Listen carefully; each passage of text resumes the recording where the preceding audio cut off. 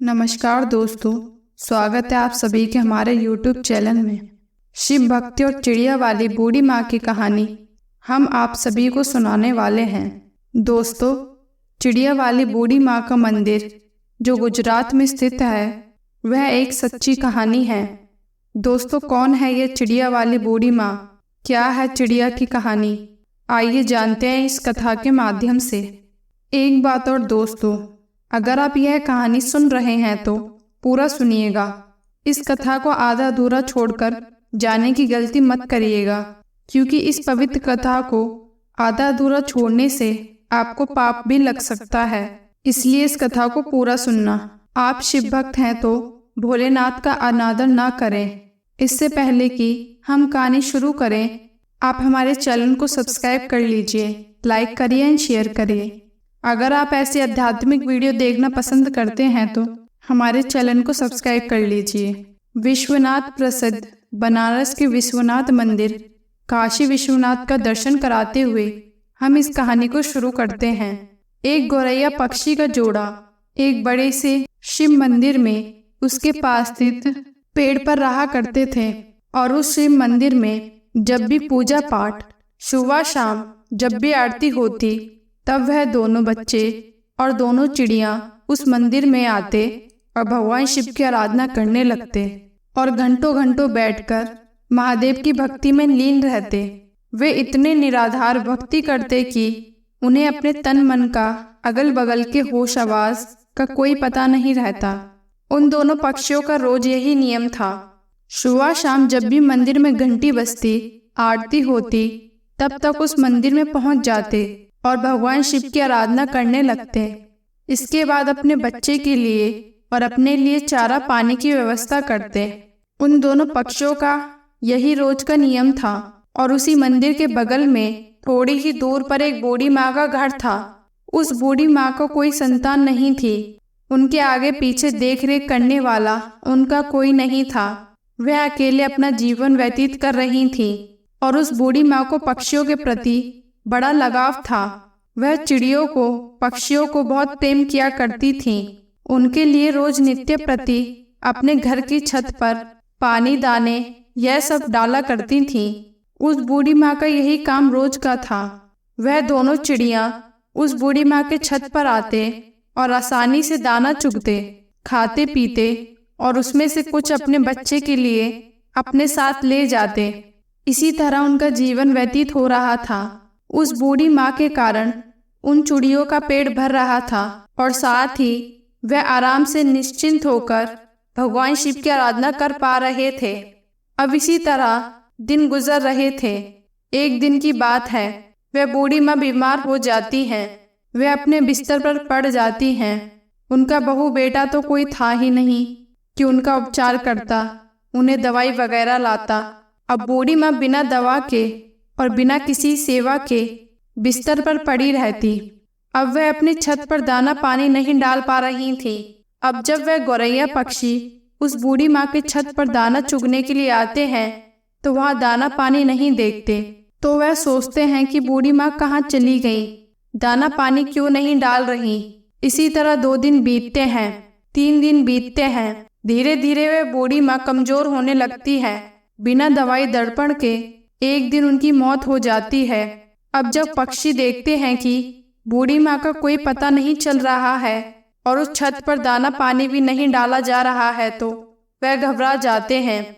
वह बहुत परेशान होते हैं और उस बूढ़ी माँ को पूरे गांव में, आसपास में ढूंढने लगते हैं, खोजने लगते हैं। खोजते खोजते दोनों थक जाते हैं तो उनमें से मादा गौरैया वह अपने पति से कहती है, स्वामी, बूढ़ी माँ का कोई पता न चल रहा है।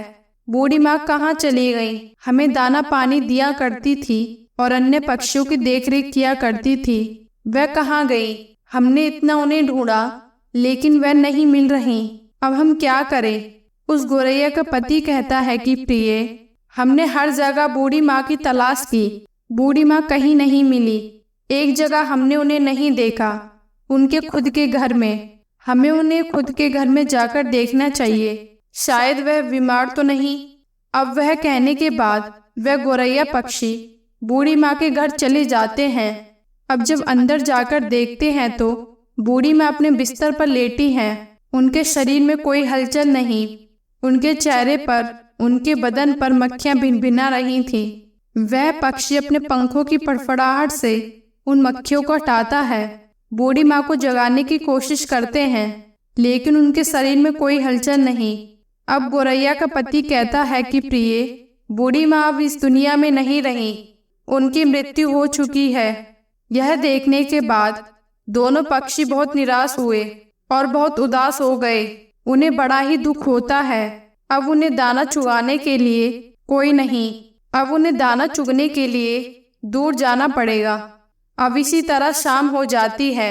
शाम को जब मंदिर का घंटा बजता है, आरती होने लगती है, तब वह दोनों पक्षी उस मंदिर में पहुंचते हैं और एक पैर पर खड़े होकर भगवान शिव की निराधार भक्ति करने लगते हैं और उनका जप करने लगते हैं। इसी तरह बहुत लंबा समय बीत जाता है। वह बिना खाए पिए लगातार महादेव की भक्ति करने लगते हैं। ऐसे करते करते 1 महीना बीत जाता है। उन पक्षियों ने महादेव की भक्ति करना नहीं छोड़ा, महादेव की भक्ति करते रहे। यह चीज देखकर महादेव भोलेनाथ बड़े ही प्रसन्न होते हैं और उन पक्षियों को दर्शन देते हैं और कहते हैं, हे गोरैया, तुम्हें क्या चाहिए? तुम जो मांगना चाहो मांगो, मैं तुम्हें दूंगा। मैं तुम्हारे इस अखंड भक्ति से बड़ा ही प्रसन्न हूँ। छोटी सी जान होते हुए भी तुमने अपनी औकात से बाहर, अपनी क्षमता से बाहर भक्ति की है, इसलिए मैं तुमसे बहुत प्रसन्न हूँ। तुम जो मांगो मैं तुम्हें दूंगा। तब गोरैया ने कहा, हे प्रभु, हमें कुछ नहीं चाहिए, हमें बस एक चीज चाहिए। आप हमारे उस बूढ़ी माँ को, उस पुण्य आत्मा को फिर से हमें लौटा दीजिए, उन्हें जीवित कर दीजिए, बस हमें यही चाहिए। भोलेनाथ ने कहा, हे पक्षियों, यह सृष्टि का नियम है। अगर जीव मर जाता है वह कैसे जीवित हो सकता है? मैं सृष्टि के चक्र में कैसे वादा बन सकता हूँ? तुम और कुछ मांग लो। तब उस चिड़िया ने कहा, नहीं भोलेनाथ, हमें यही चाहिए, हमें और कुछ नहीं चाहिए, हमें बस हमारी बूढ़ी माँ लौटा दीजिए। तब भोलेनाथ ने कहा, पक्षियों, अब वह बूढ़ी माँ का शरीर गल चुका है, उसमें से कीड़े निकलने लगे हैं, उनका शरीर शत विक्षत हो गया है। मैं उन्हें कैसे जीवित कर सकता हूँ? उनका शरीर ही ठीक से नहीं रहा तो उसमें प्राण कैसे दूं? तब वह दोनों पक्षी, दोनों पति पत्नी हट करने लगे और कहते हैं, प्रभु, आपने हमें वचन दिया था कि तुम जो मांगोगे मैं तुम्हें दूंगा। प्रभु, आप अपने वचन से हट रहे हैं। हे भोलेनाथ, आप अपने वचन से मुकर रहे हैं। तब महादेव ने कहा, हे पक्षियों, तुम्हारे हट के आगे मैं बेबस हूँ और अपने वचन के आगे भी। अब इस प्रकार भोलेनाथ ने और उस बूढ़ी माँ के शत विक्षत शरीर को सही किया, फिर उसमें प्राण फूंक दिए। अब इसी प्रकार वह बूढ़ी माँ फिर से जीवित हो गई। अब अपने सामने भगवान भोलेनाथ को देखकर वह बूढ़ी माँ भाव विभोर हो जाती हैं, बड़ा ही प्रसन्न होती हैं और कहती हैं, हे प्रभु, मेरे जन्मों के दुख, जन्मों के पाप आपके दर्शन मात्र से कट गए हैं। आपने मुझे दर्शन दिया। हे प्रभु, मैंने ऐसे क्या पुण्य किया कि आपने मुझे जीवित कर दिया? तब भगवान ने कहा, हे बूढ़ी माँ, तुम्हें मैंने तुम्हारे कारण जीवित नहीं किया है, मैंने तो तुम्हें उन दोनों पक्षियों के लिए जीवित किया है। उन दोनों पक्षियों ने मेरा निराधार भक्ति की थी, दिन रात बिना अन्न पानी ग्रहण किए मेरी पूजा की थी, एक पैर पर खड़ा होकर मेरी आराधना की थी। इसी कारण मैंने उन्हें आशीर्वाद दिया। उन्हीं की वजह से तुम आज जीवित हो, इस धरती पर हो। वह पंछी कोई और नहीं जो तुम्हारी छत पर जो गोरैया पक्षी का जोड़ा रोज दाने चुगने आता है, उसी ने यह भक्ति की है, उसी के कारण तुम आज जीवित हो। अब उस बूढ़ी माँ ने दंडवत प्रणाम किया और फिर भोलेनाथ वहाँ से अंतर्ध्यान हो गए। फिर वह बूढ़ी माँ फिर से अपने छत पर दाने डालने लगी, पानी रखने लगी और वह तो गोरैया पक्षी का जोड़ा उस माँ के छत पर आते और पानी पीते, दाना चुगते और वहाँ से चले जाते। तब उस बूढ़ी मैया ने उन गोरैया पक्षी से कहा, हे पक्षियों, तुमने मुझे जीवन दान दिया है, भगवान भोलेनाथ की आराधना की, अपने लिए ना मांगकर मेरे लिए मांगा।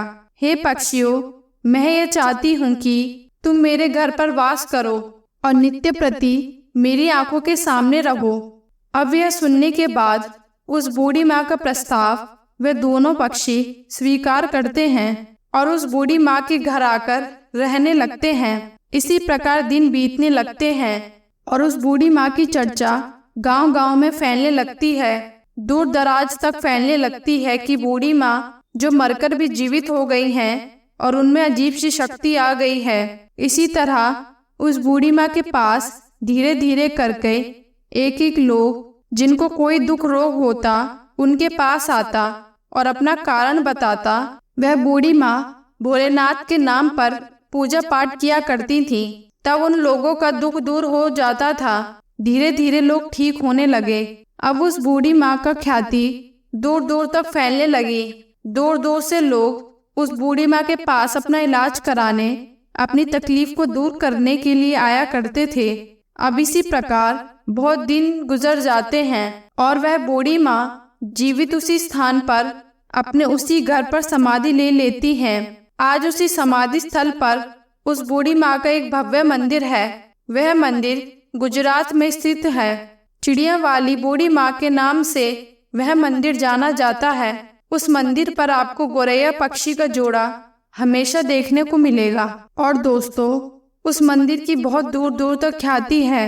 लोग कहते हैं कि किसी को भी कोई तकलीफ रहती है या कोई शारीरिक कष्ट रहता है या कोई भी रोग रहता है तो वहां जाने पर, भक्ति भाव करने पर या पूजा पाठ करने से वह तकलीफ व रोग ठीक हो जाते हैं।